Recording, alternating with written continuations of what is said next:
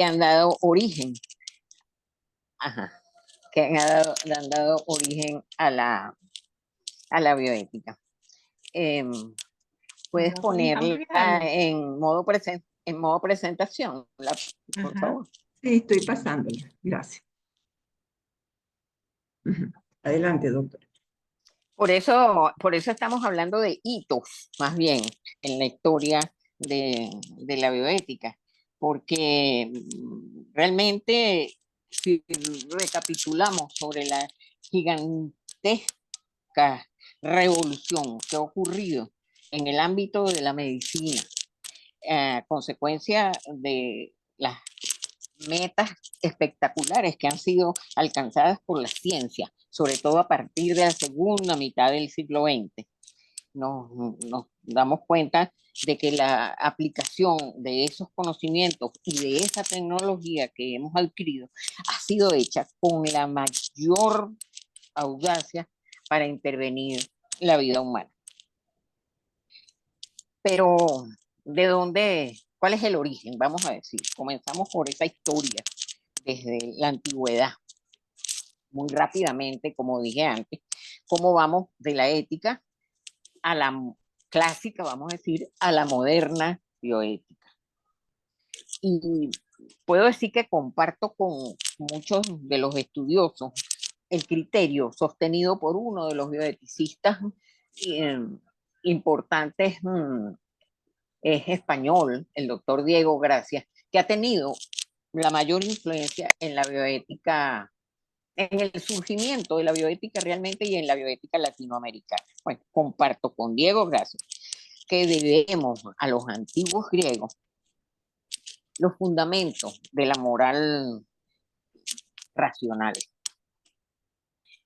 Es decir, dice Diego Gracia que antes de Grecia no existe en el rigor de los términos la ética. Entonces, sería correcto. Entonces, la siguiente, por favor. Partir de esta época histórica para iniciar ese camino que va a conducir a las sociedades humanas en el tránsito de la ética clásica a la moderna bioética. Sin embargo, es necesario insistir en que la eterna cuestión del bien y del mal, es decir, el conflicto entre el deber versus el querer, ha acompañado al hombre desde el primer momento de su existencia. La siguiente. A través del tiempo, eh, con un marco de referencia en una jerarquía de valores, eh, se ha querido obtener de la reflexión ética, si no la solución, al menos la adecuada consideración de los conflictos o dilemas que van a ser objeto de los juicios morales. La siguiente.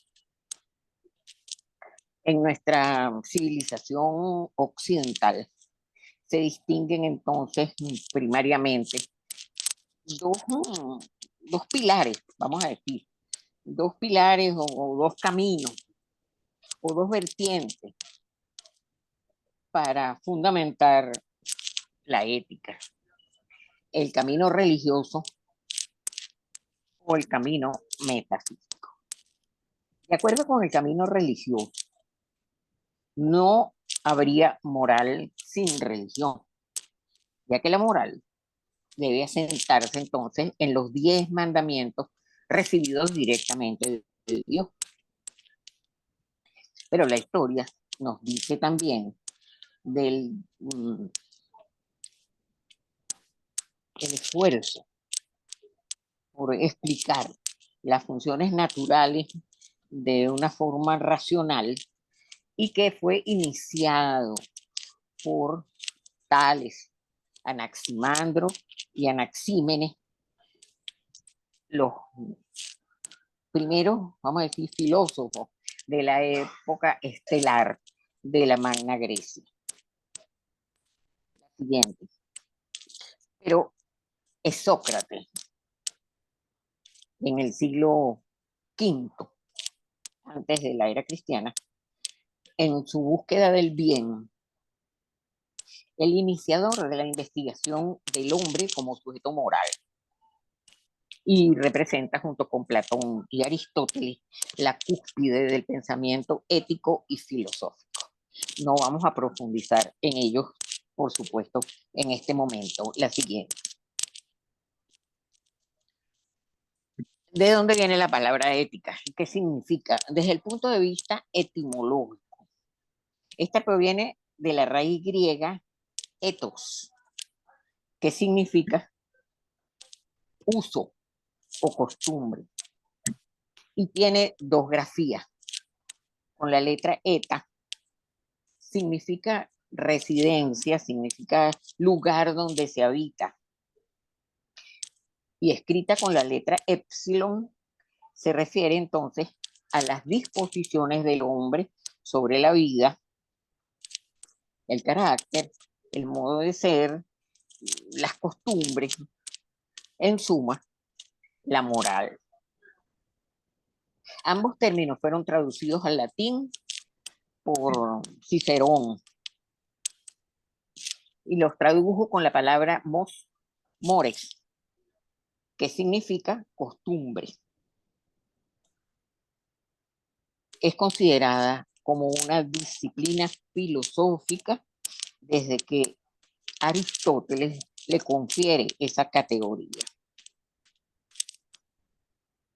En el mundo romano, el término correspondiente, que es mores, tiene el significado, como ya dijimos, de hábito o costumbre, y utilizado como sustantivo significa la moral, pero también como adjetivo califica algo de moral. Puede ser utilizado entonces como adjetivo o como sustantivo. La ética, entonces, forma parte, junto con la teología moral, de las llamadas ciencias de los valores. Y ella proporciona la teoría sobre los actos morales y se ocupa del deber ser. A pesar de que en general, o muchas veces, se utiliza como sinónimo de moral, en la discusión filosófica se aplica más bien el término moral a aquellos actos humanos que se califican como buenos, apegados a las normas y de acuerdo a los juicios de valor.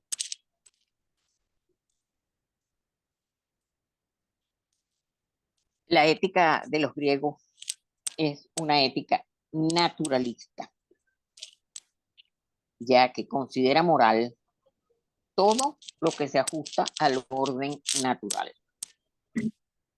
Y eso se evidencia especialmente, la siguiente, en la filosofía estoica, que es la que ejerce tanta influencia en la cultura occidental, sobre todo después de la aparición del cristianismo. Es la filosofía estoica la que predomina, entonces, va a predominar durante toda esa época después de la caída del Imperio Romano al comienzo del cristianismo en el mundo occidental. Son los filósofos estoicos los que desarrollan la teoría de la existencia en el hombre de una conciencia moral innata, anterior a los mandatos de la religión, y que ellos la difunden como la ley natural, identificando sus exigencias, las exigencias de esta ley natural con las mismas de la razón divina. Esta fundamentación en la filosofía estoica es la que se va a mantener, iniciada por los llamados padres de la iglesia, que son los primeros cristianos, predomina durante toda la Edad Media y alcanza su máximo desarrollo con la filosofía escolástica de Santo Tomás, ya en el siglo XIII de la Edad Media. Entonces, podemos decir que la ética acompaña al hombre y a la medicina particularmente con un carácter preferencial, no solo por la concepción griega de que la virtud es la armonía con la naturaleza y que la salud es, representa el equilibrio o la belleza, y por eso la moral toma como modelo a la medicina, sino también porque constituye un arte que involucra a los seres humanos en sus decisiones, por lo que podemos afirmar que todas las decisiones médicas son decisiones éticas que requieren de la elaboración de juicios de valor, además de los juicios racionales. La siguiente. Esa fundamentación naturalista de la ética se va a mantener durante todo el Renacimiento, como le dijimos, hasta la modernidad. Así, Hipócrates y Galeno en la Edad Antigua transitan ese mismo camino, y es un hecho posterior al Renacimiento que ese orden natural va a comenzar a diferenciarse en un orden físico y un orden moral. No podemos dejar de mencionar aquí, pues, y pasando muy rápidamente por encima de todo esto, la gran contribución de Hume y de Kant, filósofos que ustedes deben haber oído mencionar, en la consolidación de esta diferenciación en orden físico y orden moral, y en consecuencia de la fundamentación epistemológica de la filosofía y por lo tanto de la ética. Pero también es muy importante conocer, reconocer las contribuciones de Adam Smith, que es un economista, filósofo, que introduce la economía en el mundo de la ética, generando teorías económicas de enorme importancia moral. La licencia que nos concede el referirnos en esta historia de la que estamos hablando, así solamente algunos eventos, nos permite estas referencias puntuales que persiguen solamente ofrecerles una visión panorámica que trata de dar respuesta a algunas cuestiones trascendentales que ocurren en la vida del hombre, y en este caso particular de aquellos relacionados con la práctica de la medicina, por todo lo que ya hemos dicho anteriormente. La siguiente. Entonces, como dijimos al principio, el avasallante progreso científico de los últimos años, sobre todo lo referido al campo biomédico, ha sobrepasado las posibilidades de la ética tradicional para dar respuesta a las necesidades generadas por ese conocimiento. Entonces nos tenemos que enfrentar hoy día a situaciones que hasta ayer eran de ciencia ficción, pero que se han hecho reales y para las cuales tenemos que buscar nuevas respuestas. La biología en general y la medicina en particular se han transformado de ciencias descriptivas o curativas, como las habíamos conocido, en poderosas herramientas de control del ambiente vital y de manipulación de la vida humana.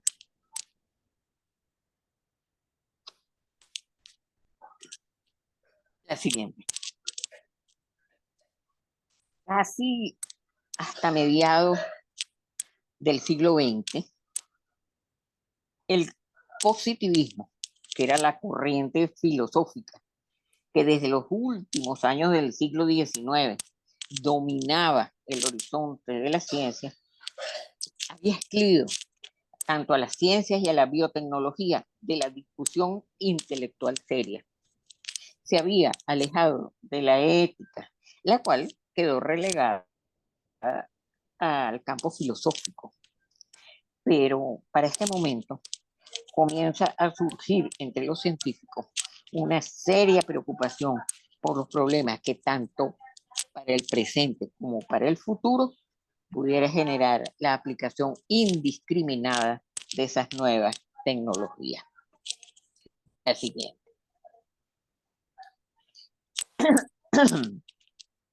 El padre Alfonso Llano, sacerdote jesuita colombiano que fue precursor y propulsor de la bioética en Colombia. En su libro ¿Qué es la bioética?, destaca entre los antecesores importantes para el surgimiento de la bioética a las obras de Teilhard de Chardin, de Margaret Mead, que fue una antropóloga, ustedes deben haberla oído nombrar, muy importante, de Paul Ramsey, el microbiólogo, y de un ingeniero, Aldo Leopold. A ellos él los calificó de científicos humanistas, los calificó el padre Alfonso Llano. Y el mismo Potter, que como veremos ahorita más adelante fue el, vamos a decir, creador de la bioética, reconoce esa iniciativa del ingeniero Leopold, quien ya desde el año 1949 propone extender la ética a la relación del hombre con el ambiente en vista del maltrato y la depredación del mismo, que ya él en aquel momento contemplaba con una gran preocupación. La siguiente. Pero realmente es Potter, Frank Rensselaer Potter, un oncólogo bioquímico de la Universidad de Wisconsin, quien rescata un término, el término bioética, que había sido utilizado por primera vez por un monje alemán en un trabajo científico en el año de 1927, Fritz Jarr. Fritz Jarr es el primero que utiliza el término bioética, que entonces es olvidado y es rescatado en el año de 1970 por Potter, que trabaja en la Universidad de Wisconsin, y en un artículo que publica en el año 70 que se llama Bioética, la ciencia de la sobrevivencia. Él publica ese libro en la revista Perspectivas en Biología y Medicina. Y poco después publica otro en Bioscience, un artículo denominado Bioética. Y por fin, en enero de 1971, el libro Bioética, un puente hacia el futuro, en el cual establece como objetivo contribuir al futuro de la especie humana, promoviendo la formación de una nueva disciplina, la disciplina de la bioética, concibiendo a esta como un puente entre las ciencias y las humanidades, como el diálogo necesario entre los científicos y los humanistas, dando así origen a un movimiento integrador, un movimiento interdisciplinario que considera en la discusión no solamente los hechos, sino también los valores, con un lenguaje común, que es el que exigen los paradigmas de la ciencia interdisciplinaria. La siguiente. En el año 1978, varios años después, Warren Reich de la Universidad de Georgetown edita la primera enciclopedia de bioética que se publicó en el mundo, ayudando así a formalizar el nombre y establecer el carácter disciplinar de la asignatura. Y en esa enciclopedia, Reich define la bioética en esa primera edición como el estudio sistemático de la conducta humana en el área de las ciencias de la vida y del cuidado de la salud a la luz de los valores y de los principios morales. En esa enciclopedia, primera edición, hay un capítulo de la ética dedicado a la ética de los médicos en Latinoamérica que fue redactado por el doctor Augusto León, nuestro profesor de clínica médica, profesor de la Universidad Central de Venezuela y uno de los precursores de la ética y de la bioética en Venezuela. Esa enciclopedia saca una segunda edición en donde hay cierta variación, vamos a decir así, en esa definición, y ahora define la bioética como el estudio sistemático de las dimensiones morales, incluyendo una visión moral, decisiones, conducta y política de las ciencias de la vida y el cuidado de la salud, empleando una variedad de metodologías éticas en un espacio interdisciplinario. La siguiente, por favor. Muy rápidamente comienza a expandirse la bioética. El primer centro de bioética es fundado unos meses después, ¿no?, del libro de Potter. El libro sale en enero del 71 y ya para junio de ese mismo año se crea el primer centro de bioética financiado por la Fundación Kennedy, por eso se llama Joseph and Rose Kennedy Institute para el estudio de la reproducción humana y de la bioética. Bajo la dirección de Hellinger, y después comienzan toda una serie de otros centros muy importantes, entre ellos el Hastings Center, que ya existía, pero que más bien era crítico de la bioética, hasta que en el año 73 se publica un artículo de Callahan que se llama Bioética como disciplina. Entonces ya es considerado también dentro de las instituciones de bioética. La primera europea es el Centro Europeo, el Instituto Borja de Bioética, creado por el sacerdote jesuita Francesca Bell en el año 1976, pero hoy se han multiplicado en el mundo entero más de 500 centros en todo el mundo, más de 300 revistas especializadas. Existe una comisión de bioética de la UNESCO y de muchas otras instancias de repercusión mundial. Por supuesto, no vamos a mencionar. Según Reich, entonces, el extraordinario desarrollo y la acogida universal de esta disciplina solo podría explicarse por la sentida necesidad de la humanidad entera de trabajar por un diálogo interdisciplinario entre la filosofía, la medicina y la ética. Y él dice, la palabra bioética es muy sugestiva y poderosa, sugiere un nuevo foco, una nueva reunión de disciplinas en una nueva forma y con un nuevo foro que tendió a neutralizar el tinte ideológico que la gente asociaba con la palabra ética. Las publicaciones de bioética se han multiplicado inabarcablemente en el mundo entero y las organizaciones también que tienen que ver con el estudio de la bioética en todas partes. ¿Cuáles fueron los acontecimientos que intervinieron en el nacimiento de esta moderna disciplina, vamos a decir? El momento es el año 1960 y el lugar, los Estados Unidos, y en donde coinciden en ese momento y en ese lugar el desarrollo científico y el cambio cultural. En medicina se inicia la diálisis renal.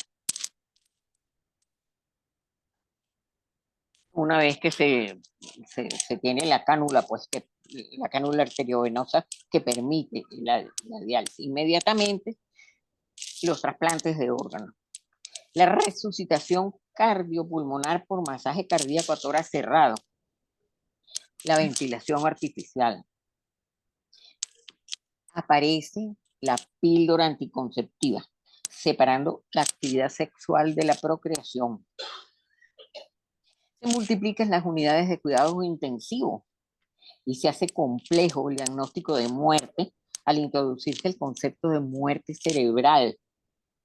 Y se inician además las técnicas del ADN recombinante, dando origen a la llamada por algunos historiadores la tercera revolución del siglo XX, la revolución del ADN recombinante.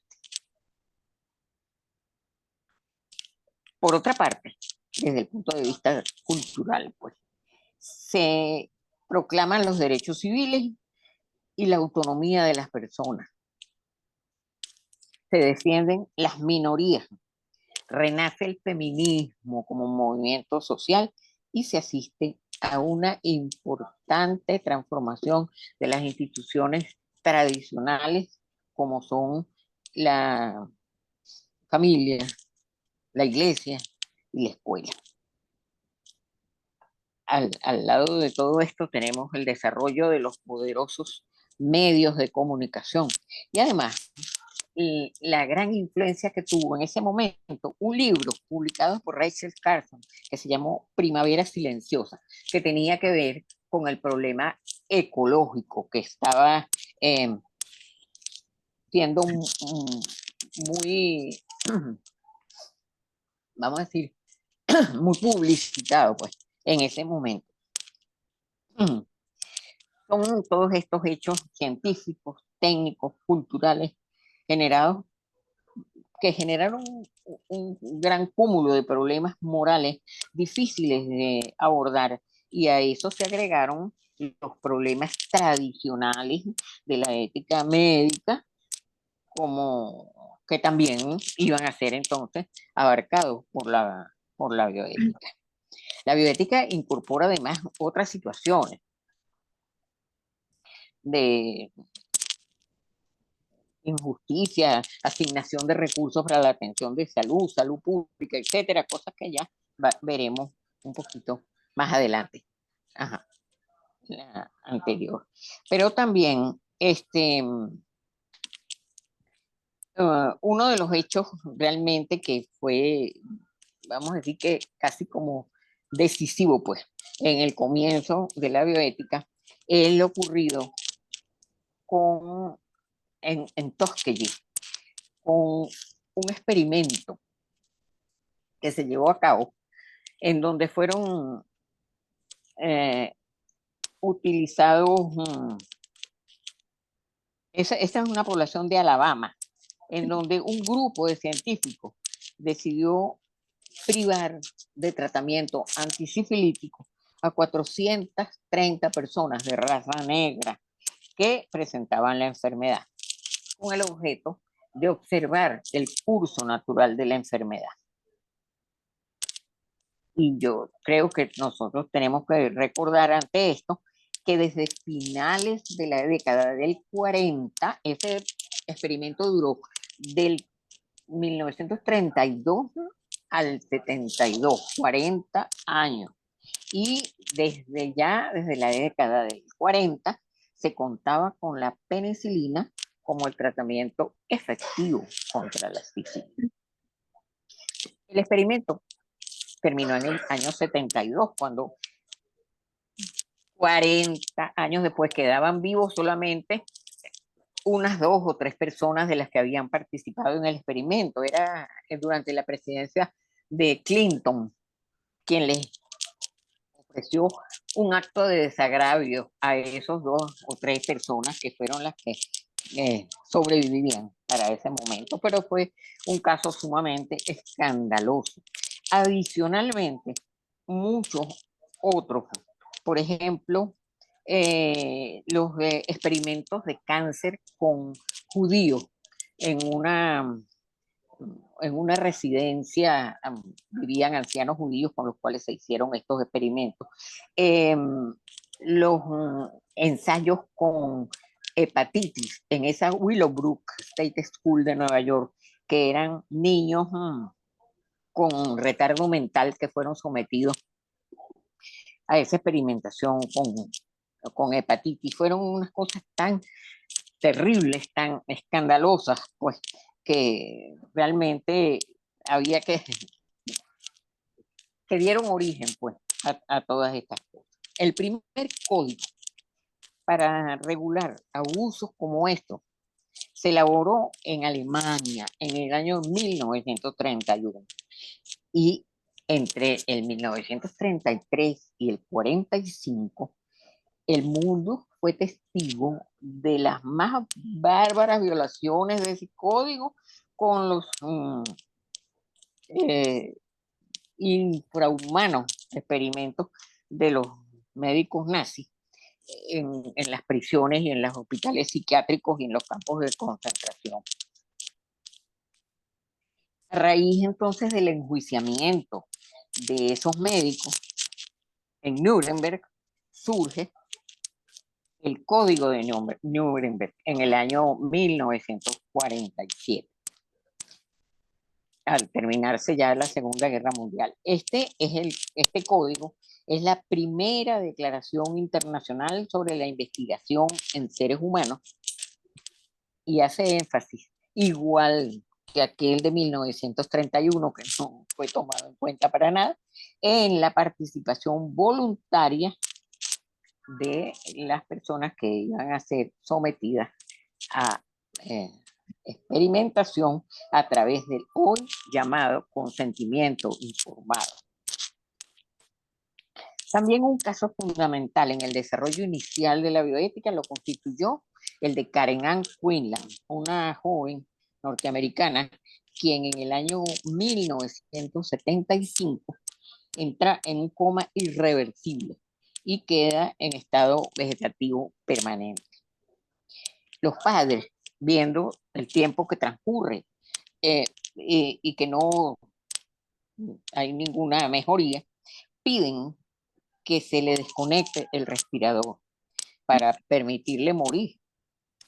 La solicitud fue acogida por el Tribunal Supremo de Nueva Jersey en ese momento y se autorizó la desconexión porque los médicos no estaban de acuerdo con eso, pues, y había un escándalo prácticamente en el hospital. El tribunal autoriza la desconexión, se desconecta y a pesar de que después de la desconexión ella continúa respirando por sí misma y fallece varios años después, por primera vez se reconocía que la tecnología de soporte vital planteaba esta cuestión ética de mantener o no estas medidas en los pacientes que no tenían esperanza alguna de recuperación. La siguiente. Muchos otros factores contribuyen al surgimiento de la bioética, pero en aras de la brevedad vamos a considerar lo ocurrido cuando se reconoce el derecho a la salud como derecho, la cual entonces pasa a ser un deber del Estado, con las consecuencias de la masificación, la burocratización y la escasez de los recursos por la gran demanda de los servicios. La medicina se deshumaniza y se deteriora la relación médico-paciente. Todo lo anterior, por supuesto, plantea la dificultad para la distribución equitativa de los recursos limitados y el acceso de todos a las nuevas y costosas tecnologías introduciendo entonces en la reflexión bioética la cuestión de la justicia distributiva, que es una de las más relevantes en nuestra discusión actual. Los problemas entonces que tienen que ver, que intenta considerar y dar respuesta a la bioética, se originan en la manipulación biológica de la persona humana, en la vida humana, en su nacimiento, con las nuevas formas de generar vida, con la propia identidad personal, la manipulación, la terapia génica, el proyecto genoma, la clonación, las células madre, en, ahora con los métodos de manipulación del genoma, en el transcurso de la vida, con las condiciones de habitabilidad del planeta, con los trasplantes de órganos, la calidad de vida de las personas y al final de la vida, por supuesto, con los enfermos críticos, los enfermos terminales, la limitación de medidas terapéuticas, el diagnóstico de muerte, la eutanasia, el suicidio asistido. Bueno, son todas estas cosas que han escogido como temas centrales, vamos a decir, de la investigación, es la vida humana. Y además, ¿no?, la bioética también tiene que ver con otras cosas, como son la conservación de la diversidad, de la biodiversidad en el planeta, con los problemas de población, con el bioderecho y eh, todos los problemas que dan origen a la violencia que domina nuestra sociedad actual y que podemos englobar dentro de la bioética social. Todo lo anterior ha dado origen a diversas normativas que tienen también diversa fuerza moral. Algunas son obligatorias y otras son de cumplimiento voluntario, la mayoría de cumplimiento voluntario. Y tienen unas características especiales, esas normativas. Generalmente surgen después que el hecho ha ocurrido, son posteriores a los hechos científicos. Surgen de transgresiones graves cuando se comentan esas transgresiones. No se adelantan nunca a esos conocimientos científicos y no forman parte de las legislaciones de los países, sino que más bien buscan un consenso, ser aplicadas con un consenso. La siguiente. Dentro de las declaraciones más importantes en relación con lo que nos ocupa, es la Declaración de Helsinki de la Asociación Médica Mundial, que originalmente se produjo en el año 64, pero ha sido modificada múltiples veces, muchas más veces de las que están allí, y la última versión la tenemos en septiembre, octubre del año pasado, del año 2024. En esta se considera un documento fundamental que es el que garantiza, vamos a decir así, la solvencia científica de las personas en investigación, orienta las investigaciones, fija los límites, exige el consentimiento informado y establece la pertinencia social de esas investigaciones y también el riesgo-beneficio de las mismas. Es un documento fundamental, como les digo, en esto. Ha sido revisada muchísimas veces. En algunas de las revisiones se incluyó entonces los grupos vulnerables, la compensación por daños y el carácter confidencial de las investigaciones. En el año,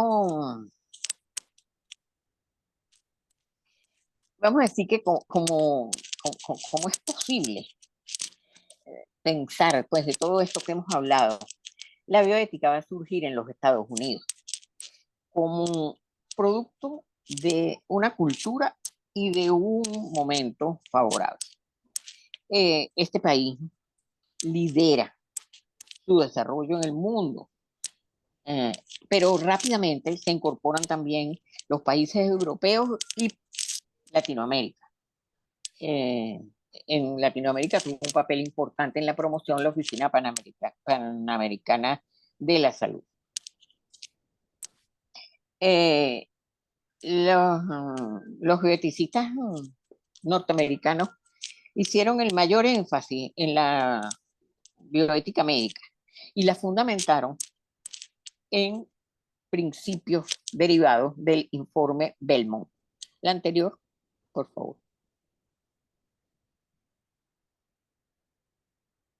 Ajá.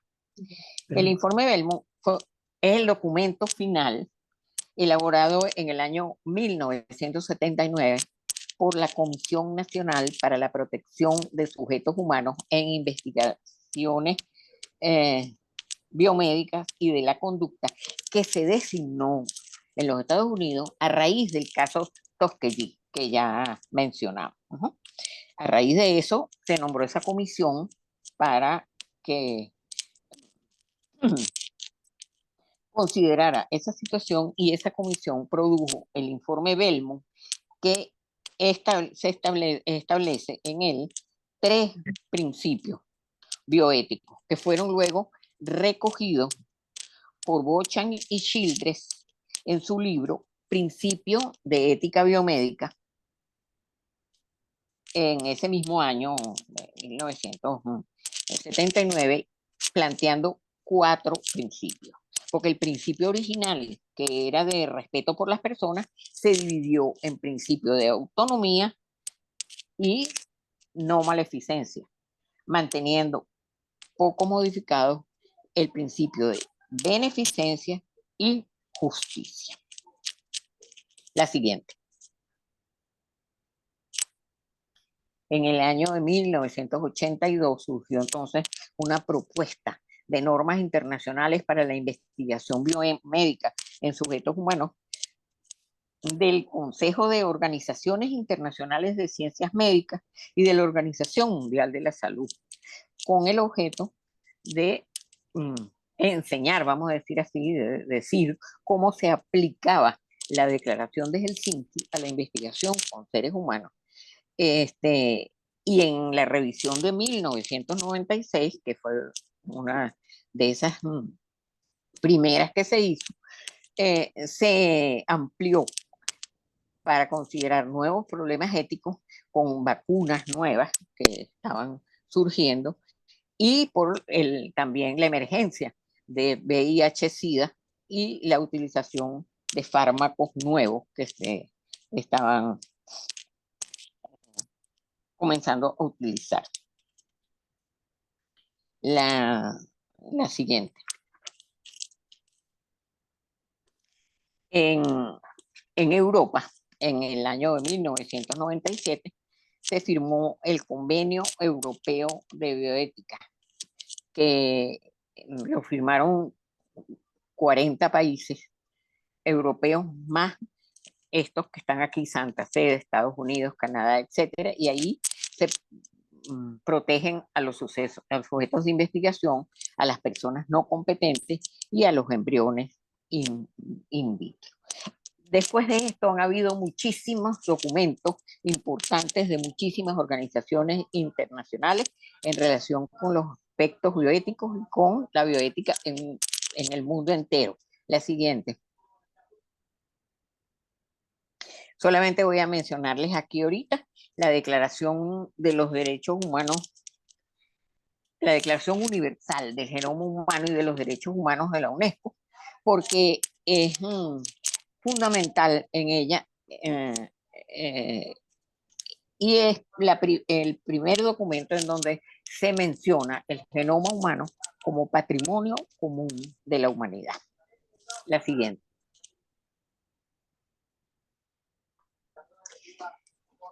Fue muy importante para el desarrollo de la bioética entonces la creación de unas instituciones en los Estados Unidos llamadas los Institutional Review Board, eh, que han servido, que tienen como funciones, vamos a decir así, la protección de los sujetos de investigación, mm, controlar, vamos a decir, de alguna manera los diseños de investigación para que sean adecuados, establecer el riesgo-beneficio, solicitar el consentimiento informado, la privacidad de los datos que se obtengan, la selección equitativa de los pacientes, y han servido de modelo para las comisiones de bioética de otros países cuando ya se comenzó a trabajar en bioética en los otros países. La siguiente.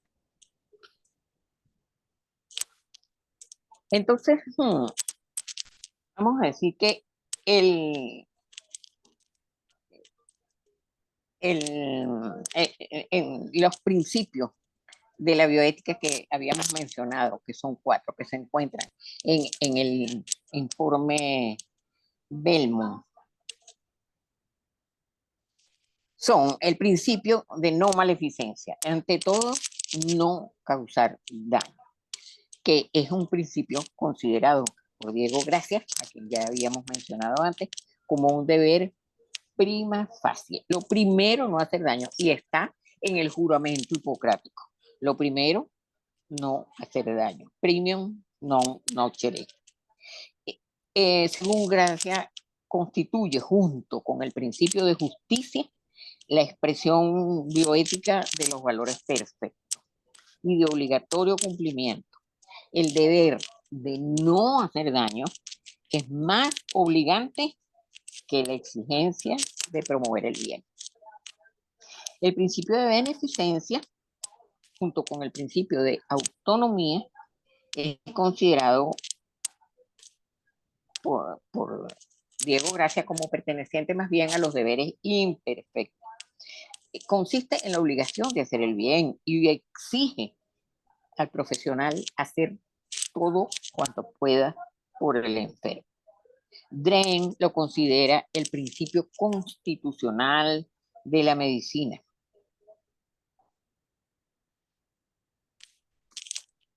Pero también hay que considerar cuando se utilizan estos principios para los análisis que los diferentes puntos de vista de los comités de ética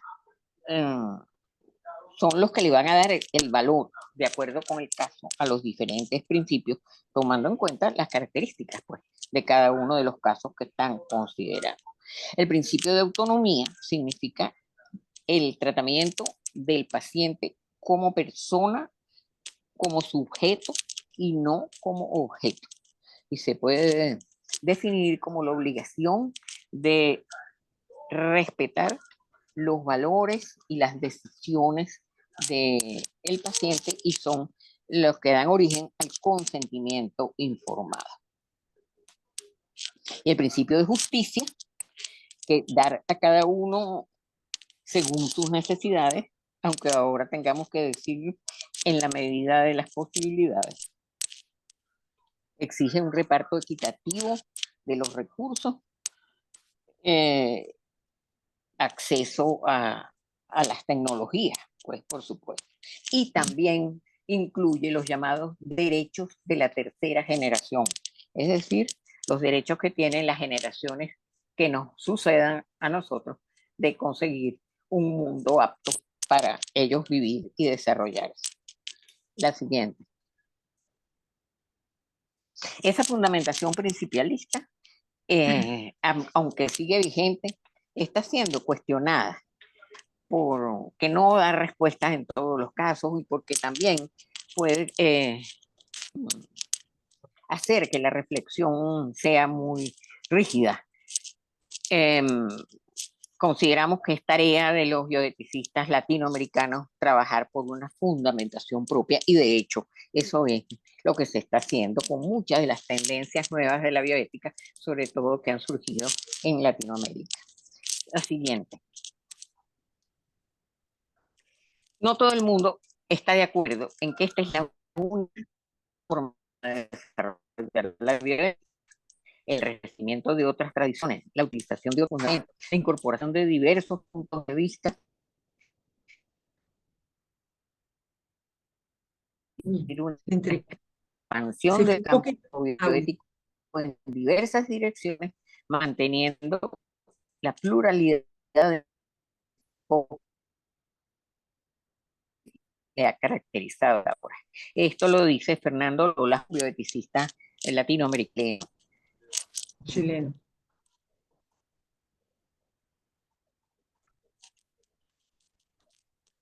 Doctora, no la estamos oyendo. La siguiente, No, ya. bueno, vamos a obviar esta en razón de la hora. Ya habíamos mencionado al doctor Augusto León. Sigue. Y también al CENAVI, porque ya tuviste una pequeña Introducción. información sobre lo que nosotros hacemos. La siguiente. Terminamos con esta diciendo que la bioética se ha pasado de ser de una disciplina a convertirse en un movimiento nacional y mundial en 4 vertientes. Vertiente de su desarrollo académico, de su uso como instrumento, de su saber interdisciplinario y movimiento mundial. La siguiente. Estas son sus características. Excede la capacidad de la profesión médica, no tiene carácter confesional, no se apoya en un sistema filosófico concreto, más bien persigue una coincidencia universal y se sustenta en la consideración de la dignidad fundamental de la persona, en su libertad racional y en sus derechos básicos. La siguiente. La bioética va a seguir siendo importante porque sigue la preponderancia de la biología en la preocupación contemporánea y mientras exista el SIDA y ahora más todavía con el proyecto Genoma y todos los avances de la genómica, estos son ejemplos de lo inevitable de la bioética en el futuro, por la necesidad de un enfoque que responda mejor a los nuevos problemas que plantea una nueva medicina y una nueva tecnología. Creo que terminamos con esto. Sí. Muchas gracias. Ok. Bueno, entonces, como decía la doctora, en aras del tiempo, creo que vamos a pasar pues a la segunda de las charlas de esta noche, que tiene que ver, ustedes van a encontrar que tiene muchos puntos en común con la que ya oyeron, pero va a estar un poquito más centrada en la aplicación de la bioética en la parte pues del ejercicio médico y de las ciencias de la salud en general. Entonces vamos a compartir un momentito la presentación. Ya. Sí, doctora. Entonces, bueno, brevemente, mientras usted comparte, la voy presentando. Ajá. Hay parte del público que no la conoce. Entonces, bueno, agradeciéndole a la doctora Isis por su excelente presentación. Y bueno, vamos a continuar. Bueno, la doctora Gladys Velázquez es médico egresada de la UCB, especialista en pediatría, es profesora de pregrado y posgrado y cuenta con la maestría en bioética. Actualmente se desempeña como presidenta del CENAVI. Bueno, adelante, doctora Gladys, con su presentación de fundamentación de la bioética. Gracias, César. Entonces, bueno, como les dije, vamos a hacer un repaso en parte de algunas cosas que dijo la doctora. Y ustedes recuerdan que hablamos de que del nacimiento de la bioética tiene que ver, se ocurre al nivel del siglo XX y tiene que ver con una serie de hechos de tipo de avances científicos, pero también de otro tipo de cambios políticos y económicos que ocurren en el mundo en ese siglo. Pues ese siglo se dice que pasaron más cosas que en el conjunto de los siglos anteriores, ¿verdad? Ya ella hablaba pues de que hubo una cantidad de avances científicos y tecnológicos, sobre todo en el área de la biología, de la medicina y el surgimiento de la nueva genética, que está muy relacionada con el ADN. También, pero también hubo paralelamente al desarrollo en esta área, También ocurrieron muchos cambios, perdón, en el área de las comunicaciones. Vemos el surgimiento de las llamadas TICs, las nuevas tecnologías de información y comunicación, el Internet, que permite que la gente se comunique permanentemente y en tiempo real, y más recientemente, pues la cibernética, que tiene que ver con la inteligencia artificial. Les decía, hubo también en el surgimiento de la bioética estos cambios políticos y económicos, la explosión demográfica que se dio en ese siglo, las dos guerras donde se cometieron una serie de crímenes contra la humanidad y que dieron pie pues a los llamados juicios de Nuremberg, que ya en ella les mencionaba, y posteriormente a la Declaración sobre los Derechos Humanos. Fíjense, todo este conjunto de cosas y sobre todo lo que tiene que ver con comunicación, ha creado en este siglo un elemento o un fenómeno que es llamado globalización. Hoy en día el mundo está intercomunicado como nunca antes y, como les decía antes también, se puede conocer en tiempo real lo que sucede en cualquier parte del mundo en el sitio donde nosotros estamos. Esto es importantísimo porque hace que ya los problemas no sean locales, sino que se generalizan a todo el mundo. Entonces ya la doctora les habló de la nueva genética, que tuvo todos estos adelantos muy buenos, el proyecto Genoma, la ingeniería genética, la terapia génica, todas estas cosas, ¿verdad? El diagnóstico prenatal, que inclusive preconcepcional, que se hace en el cigoto iniciándose en su vida, ¿no? La genética predictiva, que crea una serie de problemas hoy en día, porque se predicen enfermedades que a lo mejor la gente no va a sufrir nunca. La medicina regenerativa con las células madre, la clonación, la ciencia jómica, pero esto también tiene sus problemas, pues como son la posibilidad de discriminación entre los seres humanos, la eliminación de embriones cuando estamos hablando de los diagnósticos preconcepcionales, prenatales, ¿verdad? La creación de nuevas especies, inclusive, la inducción de cambios no programados a la manipulación, al manipular nosotros el DNA, la posibilidad latente de la eugenesia, que no podemos decir que estamos libres de esto, de una humanidad programada que acabe entonces con ese espíritu fundamental de la humanidad. Entonces, ya la doctora también les hablaba de cómo surge la bioética, cómo esta persona que se llama Van Rensselaer-Potter tuvo esta concientización de que no podía seguirse, el conocimiento estaba aumentando en forma exponencial, pero la sabiduría para manejar el conocimiento no estaba aumentando en esa misma velocidad y por eso él propone pues este puente entre el humanismo y la ciencia. Entonces, fíjense, a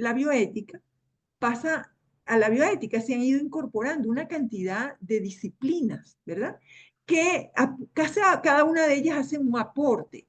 Y todos esos pequeños aportes han constituido esto que parece el centro de esta pléyade. Y se habla, pues, de que hoy en día el ejemplo más ilustrativo de lo que es de lo que es la transdisciplinariedad es justamente la bioética. Tiene que ver, fíjense, con la filosofía, como vimos antes, con la sociología, con la antropología, con el derecho, con la biología, con la agronomía, con la ecología, con la ciencia de la salud, sobre todo porque fue en esta área donde justamente ella se originó. Entonces, bueno, ya la doctora les dio hay muchas definiciones de bioética, ella les daba las que aparecen en la enciclopedia de bioética, y esta es una del propio Potter, que dice que es una nueva ética científica que combina la humildad, la responsabilidad y la competencia, que es interdisciplinaria e intercultural y que intensifica el sentido de la humanidad. Entonces, fíjense, la doctora también les estaba hablando de cuáles son las características que tiene la bioética. Las quiero puntualizar con un poquito más de precisión. Fíjense, es laica. ¿Qué quiere decir eso? Es aconfesional. La bioética no está relacionada con ningún credo, con ni con ninguna tendencia filosófica específica, ¿verdad? Y se basa justamente en el respeto y en la búsqueda de la convivencia entre los seres humanos. Es pluralista porque está abierta a diversos enfoques, pero siempre, a pesar de esta pluralidad de enfoques, debe haber siempre una unidad superior que es el bien común.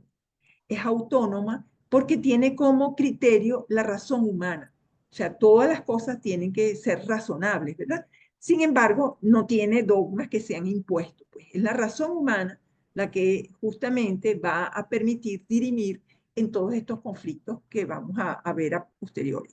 Es racional porque siempre tienen los problemas que estudiarse en dos tiempos, el tiempo a priori y a posteriori. O sea, cuando vamos a buscarle solución a un problema, no solamente vamos a ver si esa solución está acorde con la ética, con la moral, sino también las consecuencias que tendría una determinada solución que le demos al problema. Y por eso se dice, perdón, que es una ética de la responsabilidad.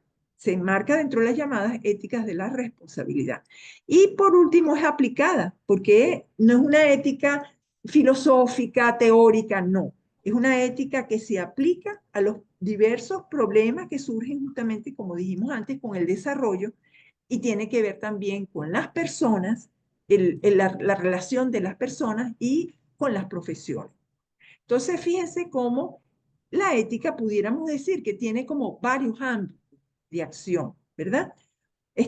Un ámbito, el más pequeñito de todos, es el de las relaciones interpersonales, porque la bioética nosotros la podemos aplicar a nuestras relaciones familiares, a las relaciones con nuestros amigos, en nuestros trabajos, en cualquier ámbito de este mundo más cercano a nosotros que tenemos, ¿verdad? Y también ya Potter en sus inicios ya habló de esta bioética global, que es la aplicación de esta transdisciplina pues, a los problemas grandes que afectan a toda la humanidad. Por ejemplo, ya decíamos, los problemas ambientales, las guerras, por ejemplo, los desastres que ocurren a veces con las centrales nucleares, tiene que ver con la investigación esta última que afecta a toda la humanidad, como lo que tiene que ver con el DNA recombinante, por ejemplo, tiene que ver con la utilización de animales, con todas estas cosas grandotas que constituyen lo que llamaríamos esa ética, esa bioética global. Pero hay algunos autores que distinguen un tercer tipo, un tercer ámbito, un tercer circuito, pues donde funciona la bioética, que es donde que tiene mucho que ver con la ética médica, pues es lo que la ética médica se dice que está dentro de este circuito, porque en ella se trata la persona, la relación de lo personal de salud con las personas en búsqueda de su salud, pero la salud no solamente está dada por la medicina, por las ciencias médicas, sino que tiene que ver con el ambiente, tiene que ver con los problemas sociales, tiene que ver inclusive con la investigación esa pequeña que hacemos muchas veces los trabajadores, las personas que trabajamos en el área de la salud, ¿verdad? Y entonces por eso hay gente que insiste en que se debe hablar de un ámbito intermedio que es el de la macrobioética. ¿Dónde estaría la ética médica? Hoy en día la salud no es solo ausencia de enfermedad, sino que tiene que ver con todos estos factores condicionantes de esa salud. Bueno, entonces, fíjense, toda ciencia, en el caso de la bioética, ya les decía la doctora, que tenemos que estar haciendo juicios morales. Tenemos que, la idea, la razón de ser de la bioética es justamente buscar el equilibrio y buscar la moralidad dentro de todas estas cosas que han generado todos estos avances científicos y dentro de lo que se genera en el quehacer diario de la medicina, ¿verdad? Y si nosotros vamos a hacer un juicio, todo juicio tiene que tener fundamentos, tiene que tener un razonamiento que sustente nuestras opiniones y que sustente la solución. Y eso es lo que se llama fundamentar. Fundamentar es dar razones de algo. En la bioética, dijimos ya, pues al hacerse juicios morales, estos tienen que ser fundamentados. Y estos argumentos tienen que estar basados en una teoría o un sistema moral.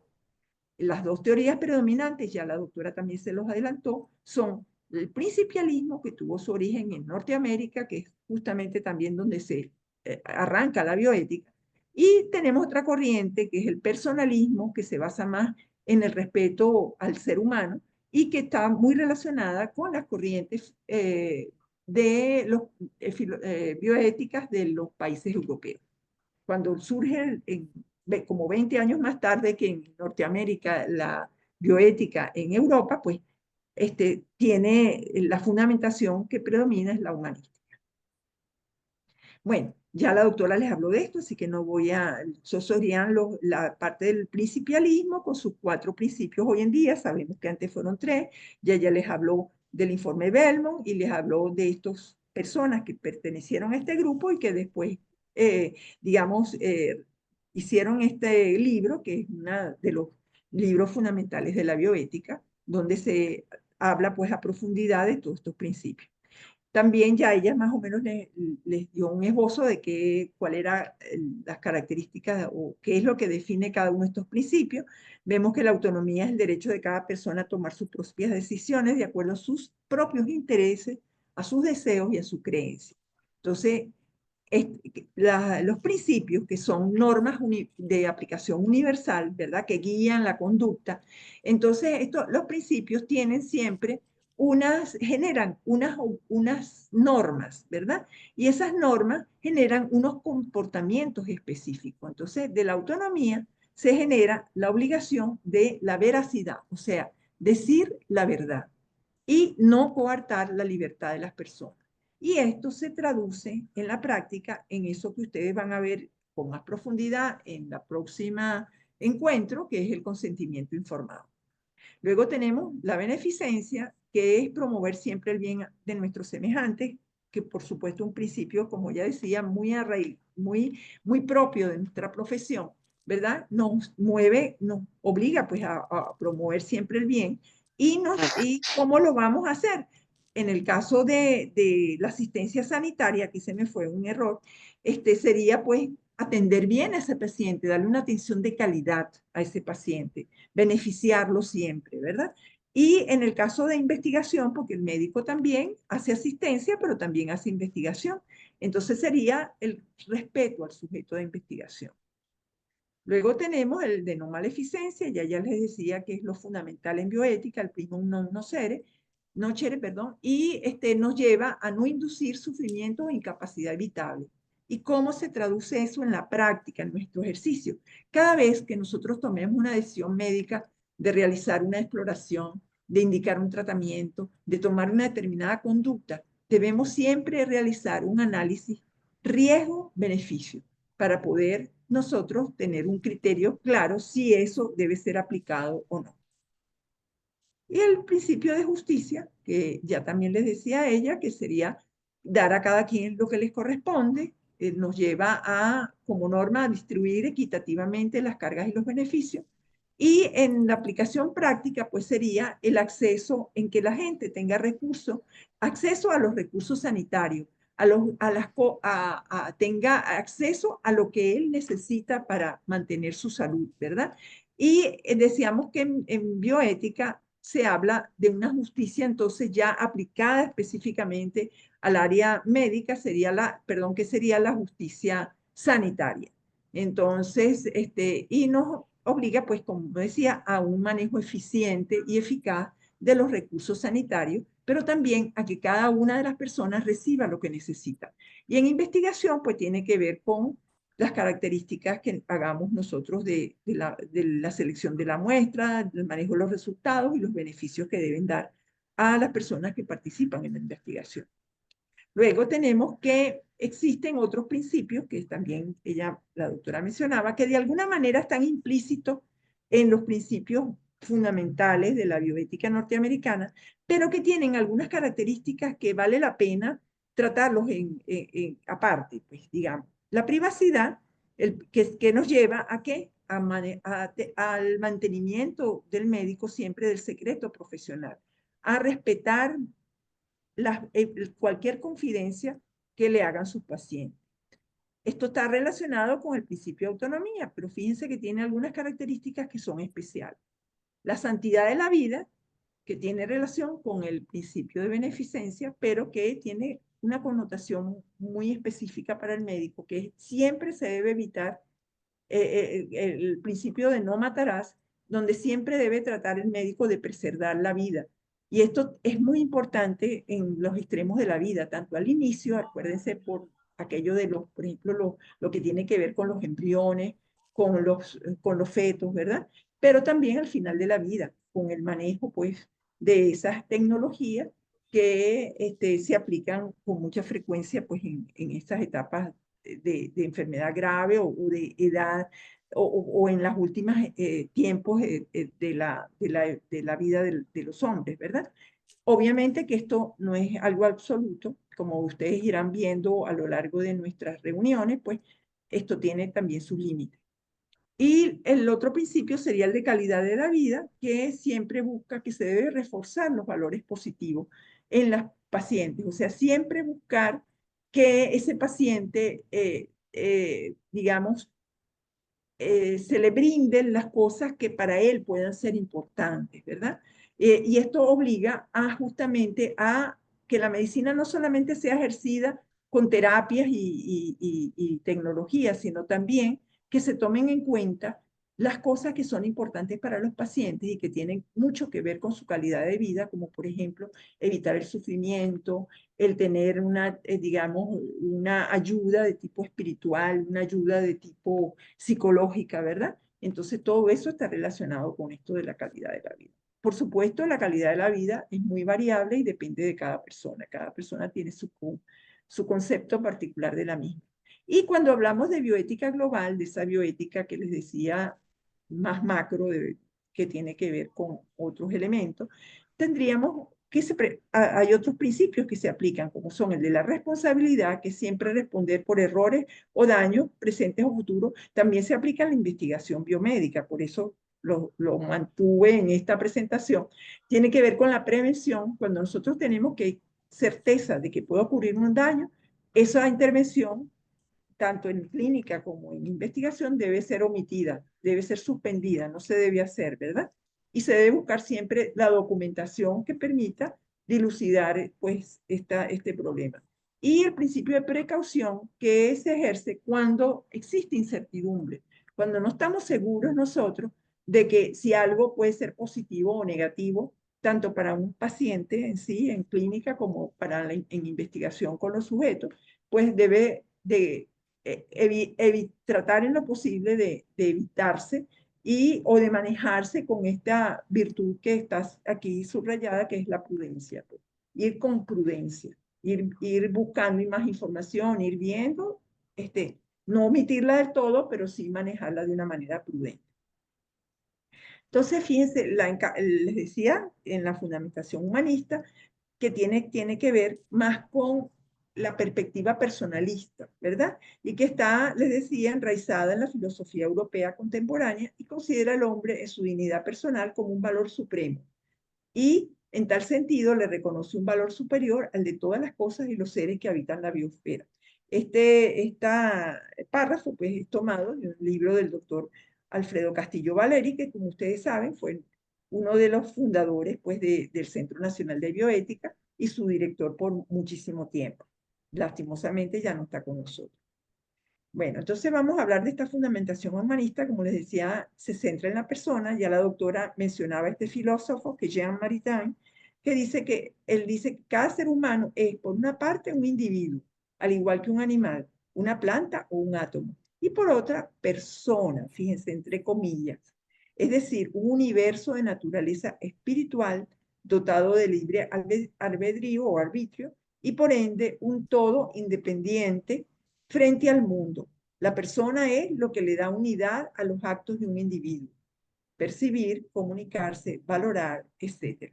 Entonces, fíjense, aquí podríamos concretar pues todos estos conceptos que están dentro de esta definición y vemos cómo, o extraer estas cualidades específicas como son la identidad. Cada persona es diferente, tiene un ADN diferente, no hay otro que sea igual a él. Entonces, eso lo hace único.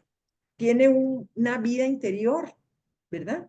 Tiene una espiritualidad, o sea, piensa, es capaz de meditar, de razonar, de darse su idea propia de las cosas.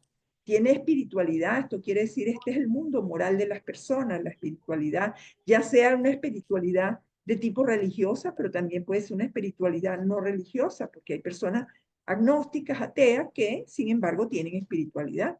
Es un ser sociable, pues está hecho para estar siempre en contacto con las demás personas. tiene raciocinio y tiene libertad, tiene libre albedrío. Y tiene esta cualidad que destacamos siempre, que es intrínseca al ser humano, que es la dignidad. Entonces, la dignidad es, perdón, déjeme decirle, pues que la dignidad es algo que está presente en todas las personas por el solo hecho de ser humano y que está presente en todos los seres humanos independientemente de su raza, de su religión, de su situación económica, de su situación política, inclusive hasta de su conducta. Un criminal tiene dignidad a pesar de lo aberrado de su conducta, no pierde su dignidad. Entonces es una cualidad tan intrínseca al ser humano que tiene siempre que ser respetada y reconocida.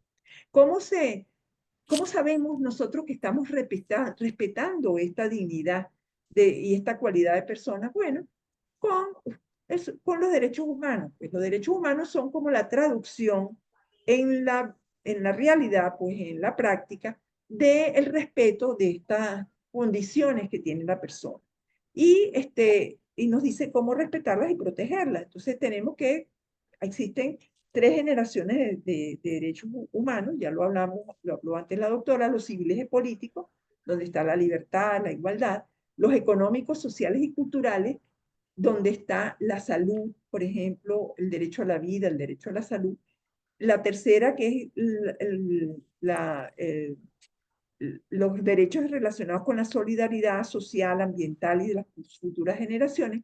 Y hay un cuarto nivel que aún no está definido, pero que se piensa que va a tener mucho que ver con este mundo actual de las cibernético y de las comunicaciones. Tiene que ver con los derechos de las personas en esas esferas, ¿verdad? Pero todavía no nos podemos adelantar. Y ustedes saben, como ya se dijo también, que esta declaración se hizo en 1948 y la asumieron pues la gran mayoría de los países del mundo. Y existe por eso un compromiso global de respetar, independientemente de, como dijimos antes, de la condición de cada una de las personas. Entonces también la doctora hablaba de la importancia que tienen para fundamentar la bioética, para resolver los conflictos dentro de la bioética, los llamados valores, ¿verdad? ¿Qué son los valores? Los valores son características que son tanto de las personas como de las cosas, como de las situaciones que las hacen deseables. Ustedes se van los valores son quizás una de las cosas más difíciles de definir y de concretar. Pero pues existe un consenso pues de verlo de esta manera, que son las cosas que todos desearíamos, para nosotros y para otros, ¿verdad? Y en el contexto positivo, porque hay también una versión negativa de los valores que son los antivalores. Entonces existen innumerables categorías de valores, ¿verdad? Y una autora muy reconocida en esta área, que es la profesora de la Cortina, ha tratado como de concretarlos en grupos específicos para lograr sistematizar en un momento dado el análisis de una situación. Entonces, ella los categoriza como sensibles, vitales, religiosos, estéticos, intelectuales, útiles, y hay un último que quedó tapadito acá, que son un tipo muy especial de valores, que son los valores morales. Fíjense, estos valores que tenemos acá son cambiantes. Fíjense, las religiones han venido, hay nuevas, cambian a lo largo del tiempo. La estética, la gente se vestía de una manera antes, se viste de otra manera ahora, se peinaba diferente antes. Hay nuevas corrientes, inclusive en las relaciones entre las personas. La parte intelectual ha cambiado muchísimo. Realmente, todos los valores son cambiantes con la época. Y siempre hay valores nuevos. Nunca podemos decir que hay ausencia de valores. Siempre hay valores, pero hay valores con diferentes matices, ¿verdad? Pero hay este tipo de valores al cual yo hago una referencia especial, son los valores morales, perdón. Estos valores tienen una característica especial, que son trascendentes, que se modifican muy poco a lo largo del tiempo y que se transmiten de una generación a otra. Y son libertad, justicia, solidaridad, igualdad, honestidad, tolerancia, respeto, diálogo. Existen un nuevo grupo de valores que se llaman cívicos, que agrupan no solamente estos morales, sino también el valor de la democracia, de la ecología y de la paz. Estos valores morales también pueden ser aplicados al ámbito de las científico. Y por eso se habla también de valores del científico, como son la bondad, o sea, ser beneficiente, la verdad, la honestidad, la competencia, la humildad, la responsabilidad, el respeto y la tolerancia. Pues son valores morales, pero que se aplican muy especialmente al ámbito de la ciencia, tanto de la ciencia, digamos, de la salud directamente, como inclusive la ciencia en general y a la investigación. Bueno, entonces, fíjense que hablábamos de que existen esas dos grandes tendencias en la bioética, de la fundamentación de la bioética, la principialista y la llamada personalista o humanista. Entonces, la UNESCO, que ha sido un organismo que, como decía la doctora anteriormente, se ha ocupado mucho de la bioética y ha hecho grandes aportes a la bioética, reunió a una cantidad de expertos de diferentes países y emitió en el año 2005 una declaración que se llama Declaración Universal sobre Bioética y Derechos Humanos, donde se trató de integrar estas dos corrientes. Entonces, esta declaración tiene 17 principios en la cual se toman elementos tanto de la ética personalista como de la ética principialista, y la conclusión que uno llega cuando lo lee es que realmente tienen muchísimo en común, son quizás en esencia las mismas cosas, pero vistas desde diferentes perspectivas. Entonces, fíjense, aquí son 17, y aquí yo les destaco en rojo, pues los que tienen más que ver con nuestro campo de acción, que sería justamente el campo de la salud. El respeto a la dignidad humana y los derechos humanos, el perseguir siempre beneficios y evitar los efectos nocivos, la autonomía y responsabilidad individual, el consentimiento de las personas, tanto en la parte clínica como en la parte de investigación, la igualdad, la justicia y la equidad, que tiene mucho que ver con la justicia distributiva que mencionábamos antes, ¿verdad? Todos son importantes, aquí ustedes tienen todos los demás, pero destacamos acá pues quizás lo que tiene más aplicación en nuestra área.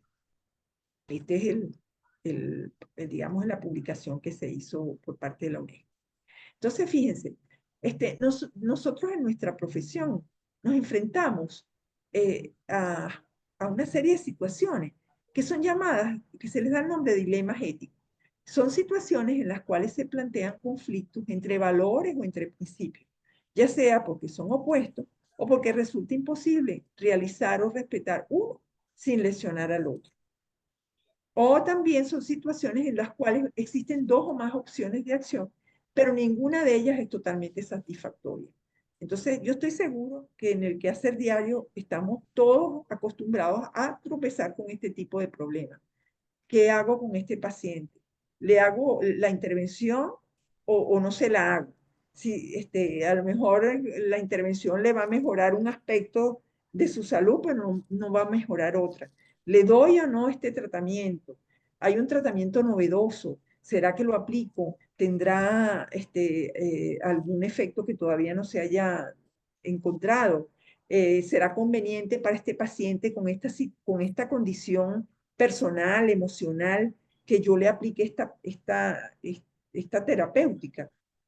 O sea, existen una cantidad de situaciones que todos los días nos están confrontando pues con estos dilemas, con estos problemas que nos cuesta resolver, ¿verdad? Y que tenemos entonces que aprender nosotros a adquirir elementos que nos permitan justamente a tomar estas decisiones. Y esas decisiones, aunque muchas de ellas son de tipo médico, terapéutica puro, tienen también una serie de implicaciones que tienen que ver con la persona, con el respeto a la persona, con los principios, ¿verdad? Y son también decisiones morales. Entonces, en bioética hablamos de una cosa que se llama el método. El método es la forma que nosotros hacemos, el esquema o la guía que utilizamos para orientar el análisis de los casos y las situaciones que tienen implicaciones éticas. Entonces, fíjense, en el método nosotros tenemos varios elementos. Cuando ustedes, fíjense, les voy a presentar en este momento como un esquema rápido que les va a permitir como en un momento dado ante una situación dilemática, como planteábamos, cómo vamos nosotros a organizarnos para poder analizar esa situación y buscar soluciones. Entonces, fíjense, el primer punto es el punto de los hechos. ¿Qué son los hechos? Que tenemos que identificar los problemas que se presentan los problemas morales que están implícitos en esa situación que se nos está presentando. Tenemos que, a veces, dentro de un problema, de una situación clínica, no hay un solo problema. Hay veces hay varios. Entonces, nosotros tenemos que seleccionar el más importante, el central, porque no podemos pretender solucionar todas las cosas simultáneamente. Y la otra cosa muy importante es que veamos las circunstancias que rodean a ese paciente o a esos hechos, porque ningún caso es idéntico a otro. Todos los casos tienen circunstancias diferentes. Y uno no puede en bioética aplicar las mismas medidas a todos los casos, porque las circunstancias hacen que uno pueda tener soluciones diferentes para un problema en un determinado paciente y no en otro, ¿verdad? Vamos a hacer una cosa, vamos a pensar en un problema de esos que son muy frecuentes en problemas bioéticos en la práctica clínica. Les voy a hablar de uno que estoy seguro que todos han enfrentado en algún momento, como son, por ejemplo, el problema de los testigos de Jehová, donde se enfrenta el problema, se presenta un dilema entre el médico que quiere salvar, tiene un paciente testigo de Jehová que tiene una necesidad urgente de una transfusión, porque esa transfusión va a permitir o no que esta persona pueda sobrevivir, y tenemos por otra parte un paciente que se niega a recibir la transfusión porque eso va contra sus creencias y sus principios, ¿verdad? Entonces, tenemos aquí que se enfrenta esa búsqueda, esa acción del médico que está enfrentado a esa resistencia del paciente por sus propias creencias, ¿verdad?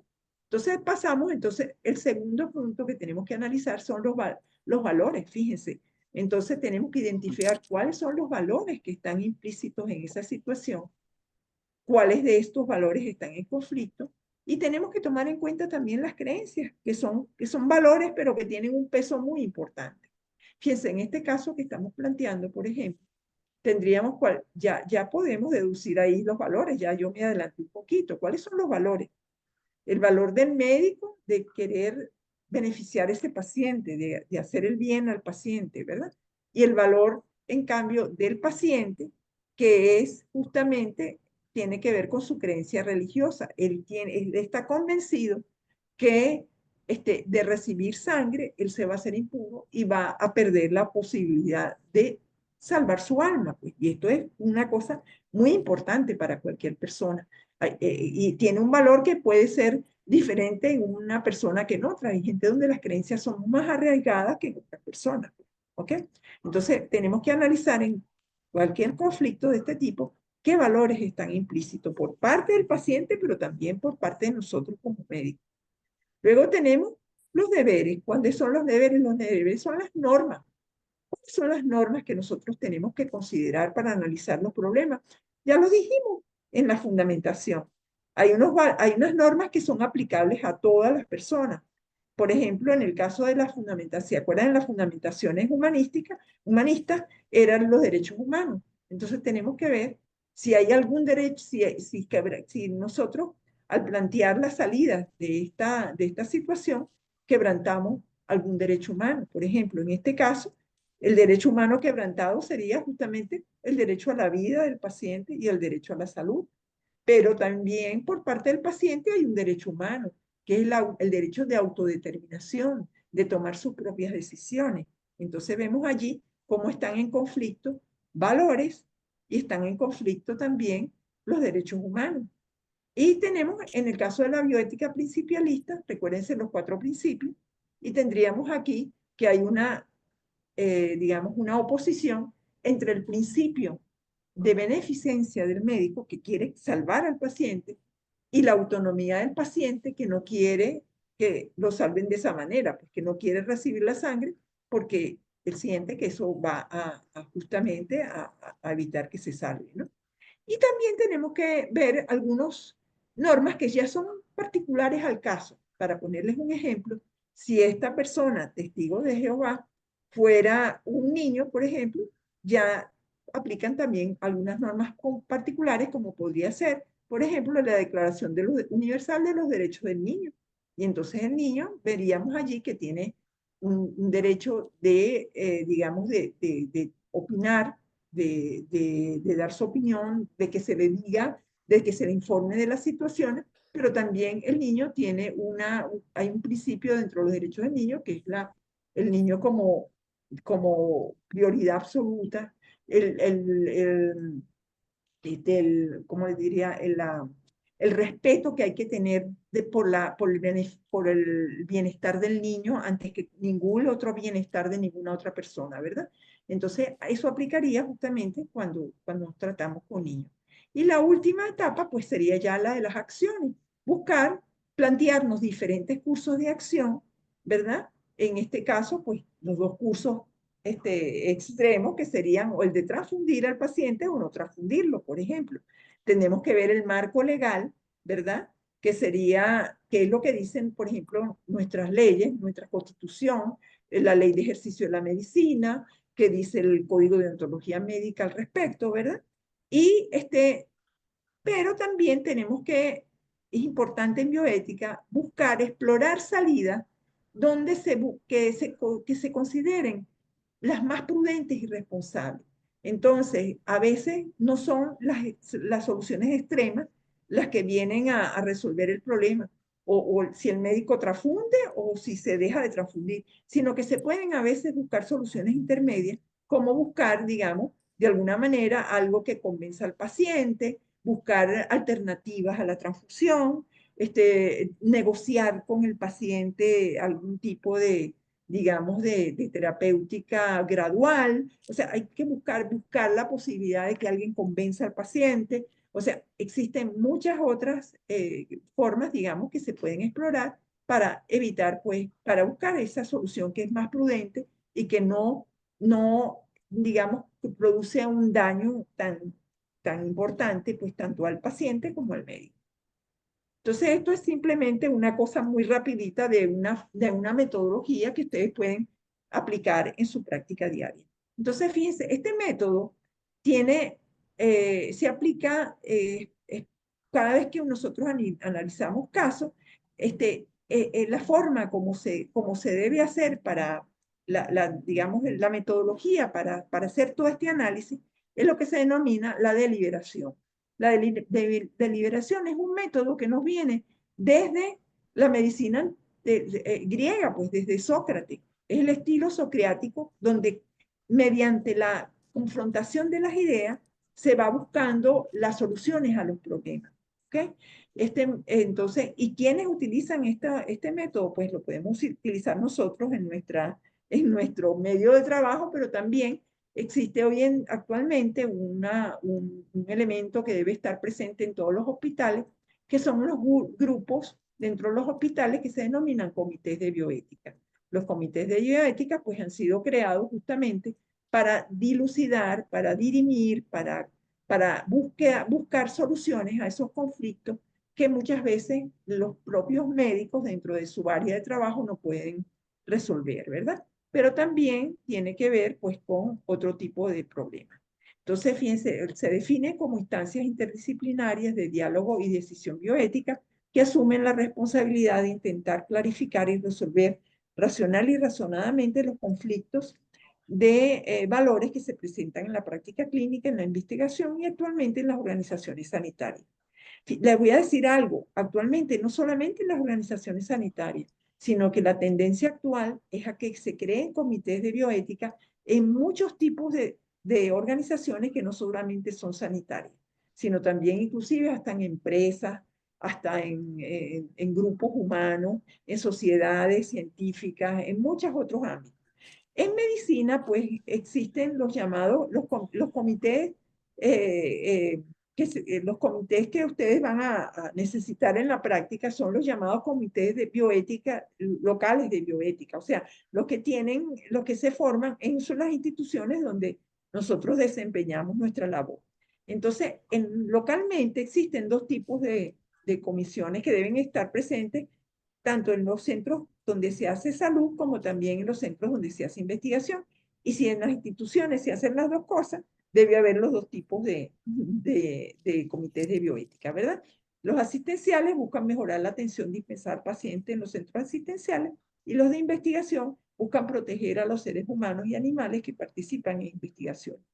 Cuando los centros donde existen estos comités son centros pequeños realmente, a veces es muy difícil poder formar dos comités, uno para cada una de las acciones, y se forman comités mixtos que tienen los dos tipos de responsabilidades.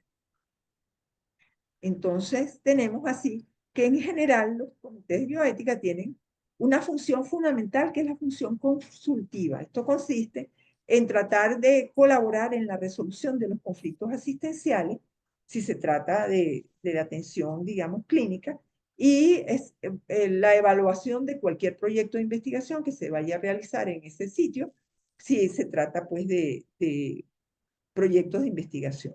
Pero también tienen que dedicarse a educar a la comunidad en relación a la bioética y establecer normativas, ayudar a la institución a establecer normas para tratar de guiar a los médicos o al personal de salud en la resolución justamente de los problemas.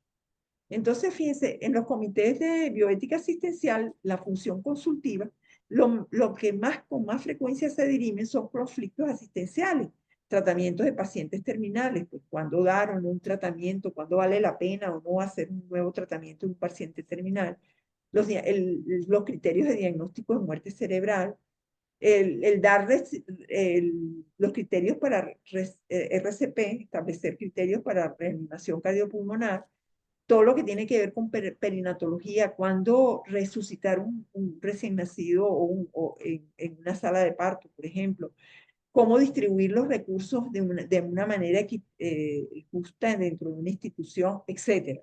Y también se dirimen en algunas ocasiones conflictos interpersonales entre los pacientes y la familia con el personal de salud o entre el personal de salud. Y las personas que integran ambos tipos de comité, fíjense que deben haber siempre las características que deben tener los miembros, que debe haber pluralidad. ¿Qué quiere decir eso? Un comité asistencial no tiene que ser hecho nada más por médicos, tiene que estar formado también por gente, médicos, bioanalistas,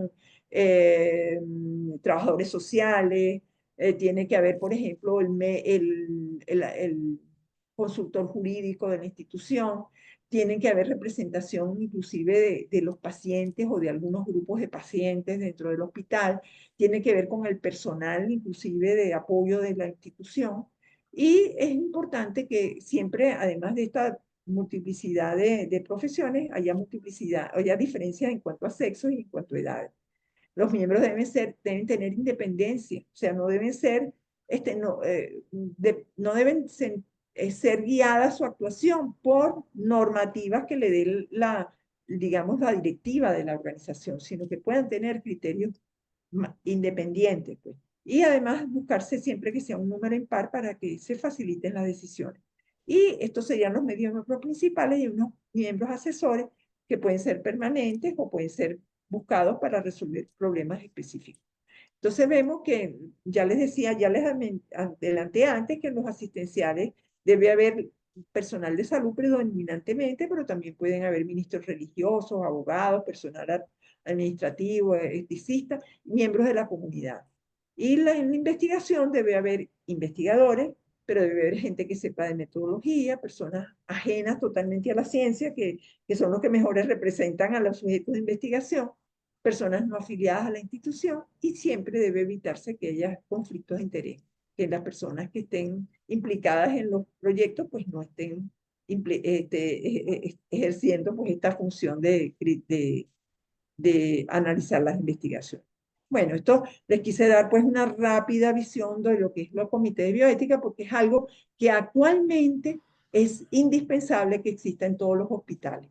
Les voy a decir que tanto por la parte asistencial, que por lo general hay poca cultura en su uso, pero la idea es que se siga promoviendo, pues que sean más activos dentro de las instituciones, pero también mucho en relación a los a los comités para la investigación. En el Senavi ahorita, por ejemplo, tenemos una avalancha de solicitudes de revisión de proyectos de investigación, porque para tanto los organismos pues, que gestionan, que coordinan los posgrados a nivel de las instituciones, de las universidades, como las revistas médicas para publicación, exigen que todos los proyectos de investigación sean previamente revisados por los comités de bioética para la investigación. Entonces, por eso quise insistir en este punto que les va a parecer un poquito como que no estaba tan a tono con lo que decíamos anteriormente. Muchas gracias. Bueno, vamos a dejar de compartir y vamos a dejar de grabar.